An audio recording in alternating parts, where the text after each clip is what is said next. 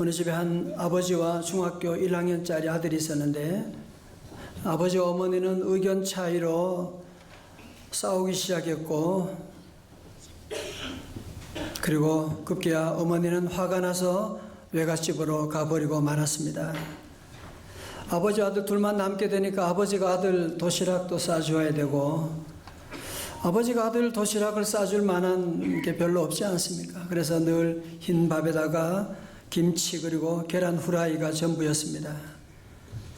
아들은 그것이 부끄러웠고 다른 친구 엄마들이 싸주는 도시락이 늘 부러웠습니다. 그러한 부러움은 아버지와 어머니에 대한 미움으로 변해서 급기야 도시락과 반찬을 먹지 않고 쓰레기통에 부어 버렸습니다. 그리고 빗나가기 시작하던 어느 날 쓰레기통에 도시락을 쏟아버리다가 밥 속에 작은 쪽지를 보게 되었습니다. 그것은 아버지가 남긴 메모였습니다. 아들아, 정말 미안하다.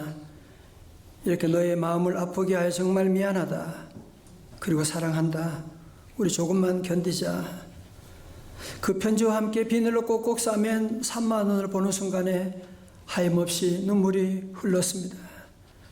사랑받지 못한다는 생각에 빗나가고 있었는데 아버지가 자신을 사랑하고 자기 때문에 너무 가슴 아파하고 있다는 사실을 깨닫고 내가 이러면 안 되지.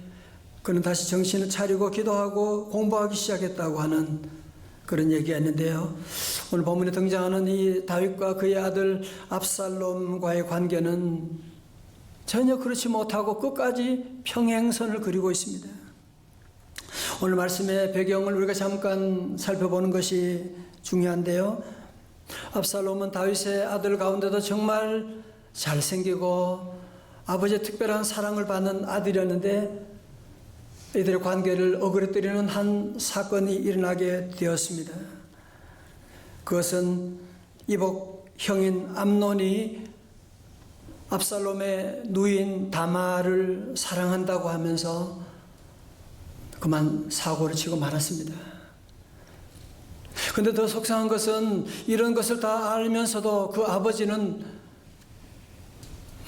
야단치지도 않고 그냥 어물쩡하고 넘어가고 있는, 정말 너무 속상한 거예요. 그래서 이 압살롬은 자기 스스로가 음모를 꾸며가지고 그래서 동생 다말을 범한 형 이복 형 암논을 죽여버리고 그리고는 외갓집으로 도망가 버리고 말았습니다. 이때부터 압살롬은 왕궁을 떠나서 피신하는 신세가 되었고, 시간이 좀 지나서 이제 다윗의 측근이었던 요압 장군이 주선해서 압살롬이 다시 궁으로 돌아오게 됩니다. 그런데 궁으로 돌아온 지 2년이 지나도 이 아버지가 다윗이 이 아들을 얼굴을 안 보는 거예요. 만나주지를 않는 거예요. 그러니까 이 압살롬의 마음에는 그 서운함과 분노가 점점 자랄 수밖에 없게 되는, 사랑하는 성도 여러분, 우리가 누가복음 15장에 나오는 탕자의 비유를 너무 잘 알고 있지 않습니까?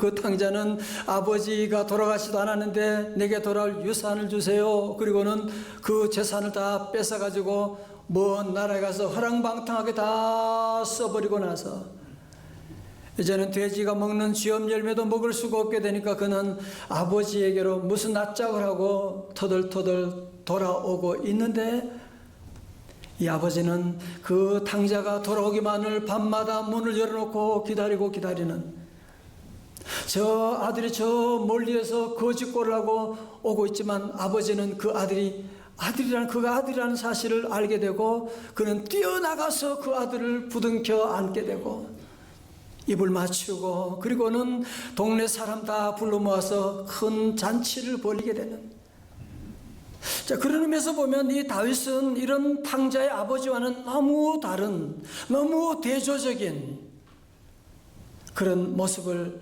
보여주고 있지 않습니까?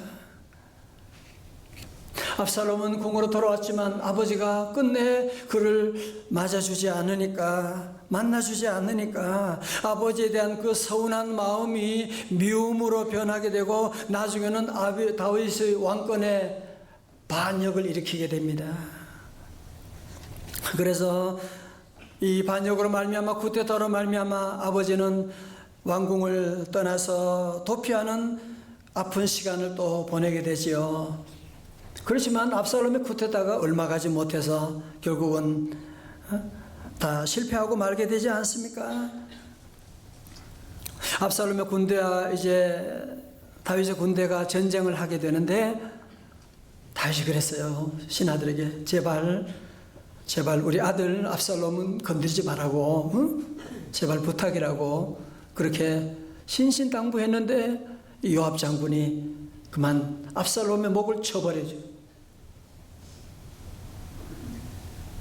자, 여기까지가 오늘 말씀의 배경인데요.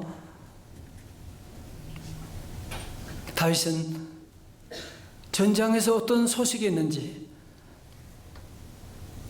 목을 내밀고 기다리고 있는 겁니다. 자, 18장 32절에서 왕이 구스 사람에게 묻되 젊은 아들은 압살롬 잘 있느냐? 그 사람이 대답하되 내 주 왕의 원수와 일어나서 왕을 대적하는 자들은 다 그 청년과 같이 되기를 원하나이다. 무슨 말이에요? 그 압살롬은 전쟁터에서 죽었다 그런 얘기지요.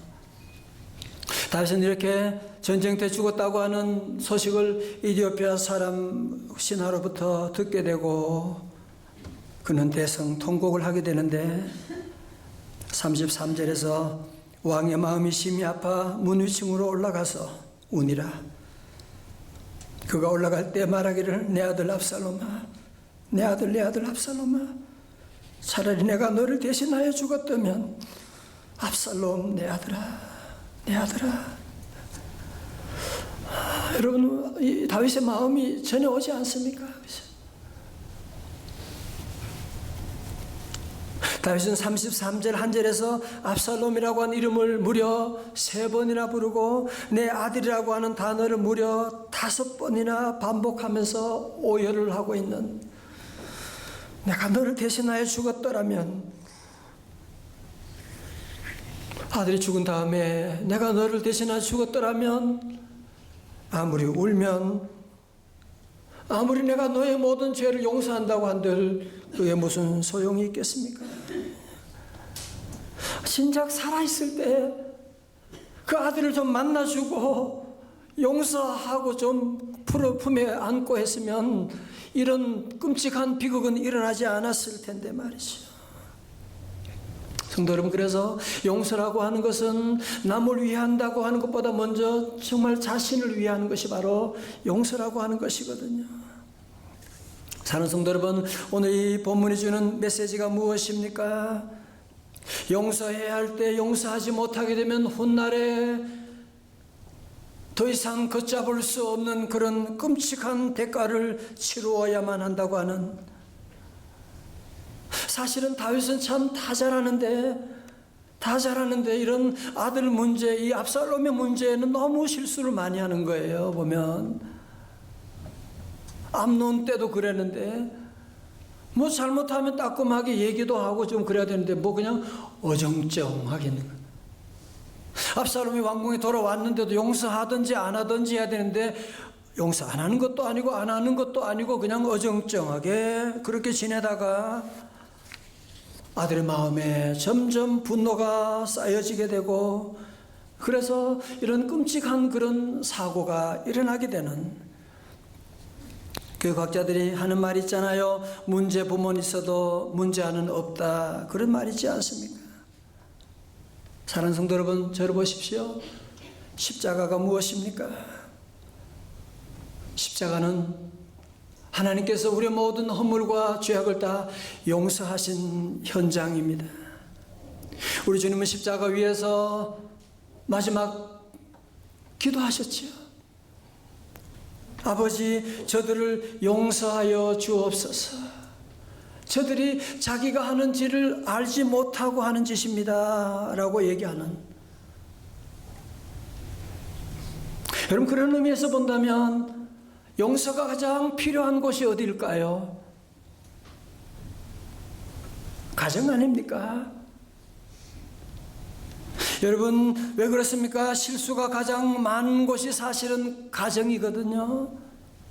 허물이 가장 많이 드러나는 곳이 바로 가정이거든요. 아무리 잘 어울리는 부부라고 할지라도 모든 것이 일치할 수는 없는 것입니다. 아무리 모범생이라고 할지라도 실수 안 하는 자녀가 없는 것입니다. 아무리 착한 딸이라고 할지라도 다 실수하게 되는 것이고, 여러분, 가정에서는 우리의 문제를 감출 수가 없잖아요. 그죠? 감출 수가 없잖아요. 그러니까 가정이라고 하는 곳에는 모든 문제가, 실수가, 상처가 다 드러나게 되는 겁니다. 여러분, 저와 집사람이 좀 같이 36년 살았는데 어울리는 것처럼 보이십니까? 우리는 정말 같은 것이 하나도 없습니다. 달라도 그렇게 다릅니다. 그래도 서로 이해해주고 용서해주고 그러면서 하루하루 지나는 것이고, 아니, 그렇지 않은 가정, 그렇지 않은 부부가 세상에 어디 있겠습니까? 여러분, 가정은 무엇이냐? 실수하고 용서하고, 실수하고 용서하고, 실수하고 용서하고, 그런 압살롬 같지만 또 다시 품어주고 용서해주고, 탕자지만 다시 그 끔찍한 사고를 저지른 우리 아들이지만 다시 품어주고 용서해주고, 그런 곳이 가정이 아닙니까? 그게 어떻게 가능합니까? 나 같은 죄인 위해서 우리 주님이 십자가에서 피 흘리고 돌아가신 주님의 그 십자가를 날마다 바라보게 되면, 날마다 십자가를 바라보면 우리가 그 은혜가 날마다 감사하고, 나 같은 죄인도 주님 용서해 주셨는데, 주님의 십자가 생각하면서 용서하지 못할 죄인이 누가 있습니까? 다 그래도 나보다는 나은 사람들이잖아요. 용서하지 못할 죄가 어디 있습니까? 주님의 십자가 생각하면 용서하지 못할 죄가 없지 않습니까? 그런데 이상하게 우리는 용서보다는 작은 허물도 심판하려고 하는, 언제부터 우리는 이 심판하는데 아주 대단한 전공을 가지고 얘기할 때가 얼마나 많습니까? 아버지 품에 안기다라의 저자 잭 프로스트 목사님은 열심히 사역하는 것이 그의 삶의 최선이라고 생각했지만, 사랑받지 못한 상처로 인해서 그의 가정 역시 말할 수 없는 고통을 겪어야만 했습니다. 책에서 그는 이렇게 고백합니다. 군인 출신이었던 아버지는 늘 자신에게 엄하게 대했고, 강제로 자신의 머리를 깎아버린 아버지에 대한 반항으로 어느 날 집을 나가 마약을 파는 가게에서 일하게 되었습니다. 그리고 마약 중독자가 되어버렸습니다. 아버지는 끊임없이 자신의 가게로 찾아왔지만 늘 아버지를 피해 다녔습니다. 1년의 시간 동안 적어도 400번 이상을 찾아온 아버지를 거절했던 아들이었습니다. 아버지의 인정도 받지 못했고, 그 후에도 끊임없이 자신을 사랑한다고 고백했던 아버지의 사랑도 받아들이지 못한 그는 상처를 안고 살아가야 했습니다. 그 상처로 인해서 나중에 목회자가 되어도 친밀한 관계가 무엇인지를 몰랐고, 열심히 사역은 했지만 자신이 받은 상처와 같은 상처를 아내와 자녀들에게, 심지어 교우들에게까지 물려주고 말았던 것입니다. 그던 그의 아픔 가운데 다가오신 하나님의 사랑이 있었습니다. 그는 어느 날 누가복음 15장의 탕자의 비유를 읽으면서 그 탕자를 향한 그 아버지의 그 사랑, 하나님이 나 같은 죄인도 사랑하신다고 하는 그 놀라운 사랑을 그가 받아들이게 되면서, 그러면서 그는 하나님의 그 사랑을 받아들이고, 그러면서 그 아버지의 그 사랑을 받아들이고 아버지를 용서하게 되고, 그리고 자신까지도 용서하는 그 놀라운 사랑을 회복하면서 그가 놀라운 사역의 기쁨을, 성취를 이뤄나갔던 것을 기록하고 있습니다. 자, 잘 보세요. 저도 어릴 때는 부모님의 마음을 몰랐지요. 제가 부모 되어 보니까, 어릴 때는 이해 못했지만 부모가 되어 보면 부모도 아픔이 있는 것이고, 부모도 부족한 것이 많이 있고 다 그렇거든요. 부모가 사랑한다고 하지만 사랑이 부족함도 있는 것이고 누구나 다 그런 것이거든. 여러분, 그래서 우리는 늘 하나님 아버지께 나와야 돼요. 하나님 아버지 앞에 나와서 주님의 그 사랑을 여러분이 받아들이고, 인간적인 사랑이라고 하는 것은 다 한계가 있습니다. 아무리 잘해주는 아무리 대단한 부모라고 할지라도 다 한계가 있고 부족함이 있는 것이고, 그 사랑에는 또 부작용이 따르게 될 수밖에 없고. 여러분, 그래서 우리는 늘 주님께 나와야 돼요. 그래서 하나님의 사랑을 늘 받아들여야 돼요. 하나님의 사랑, 하나님의 크신 사랑 하늘로서 내리사. 로마서 5장 8절에 말씀합니다. 다 같이요, 시작. 소망이 우리를 부끄럽게 하지 아니하면 우리에게 주신 성령으로 말미암아 하나님의 사랑이 우리 마음에 부은 바 되미니. 아멘. 성령으로 말미암아 하나님의 사랑이 우리 마음에 부은 바 되미니. 여러분, 좋은 부모가 되기를 원하십니까? 여러분의 사랑으로 하는 것은 한계가 있지 않습니까? 정말 꼴도 보기 싫을 때가 있고 너무 화날 때가 있고, 그러다가 큰 실수할 때도 있고 해서는 안 되는 말을 할 때도 있는 것이거든요. 그래서 우리는 늘 주님 앞에 나와 하나님, 내 안에는 사랑이 없습니다. 하나님의 사랑을 내게 부어 주옵소서. 늘 하나님의 사랑을 여러분이 받아야 돼요. 하나님의 사랑을 받아서 그 사랑을 자녀들에게 나누어주고 베풀고 회사에 가서 베풀고, 그래야 우리가 승리하며 주의 일을 감당해 나갈 수가 있습니다. 사랑하는 성도 여러분, 왜 이 사랑과 용서가 이렇게 중요한 것입니까? 아마 여러분 가운데도 이번 어버이날에 부모님 때문에 기쁜 분도 계셨고, 또 어버이날만 되면 부모님에 대한 상처가 더 드러나서 고통받은 분도 계셨을 것입니다. 그러나 여러분 꼭 기억하십시오. 우리 부모가 우리 자녀들에게 축복의 통로라고 지난주에 말씀드렸습니다.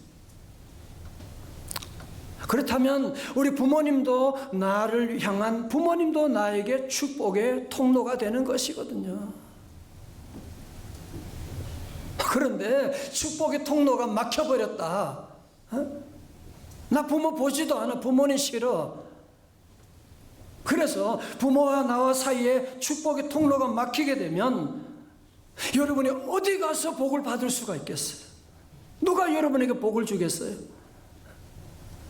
여러분, 그래서 에베소 6장에서는 우리에게 강하게 명령하는 거예요. 여러분이 찾고 찾는 그 축복의 비밀을 분명하게 말씀하고 있는 겁니다. 에베소 6장 2절의 말씀 다 함께요. 시작. 내 아버지와 어머니를 공경하라. 이것은 약속이 있는 첫 계명이니. 아멘. 여러분, 다른 곳에서는 약속이 없는데 여기는 하나님께 특별한 약속을 주셨다는 거예요. 왜? 이 부모 공경이 쉬운 것처럼 보이지만 참으로 어려운 것이기 때문에. 그래서 성경에서는 우리가 우리의 죄악된 본성을 다 아시고, 물이 아래로 흐르기는 쉽지만 위로 올라가기가 어려운 것처럼 부모님 공경이 어려운 걸 주님이 아시고 여기에는 특별한 약속을 달아 놓으셨는데요. 그게 뭐예요? 3절에 이로써 네가 잘 되고 땅에서 장수하리라.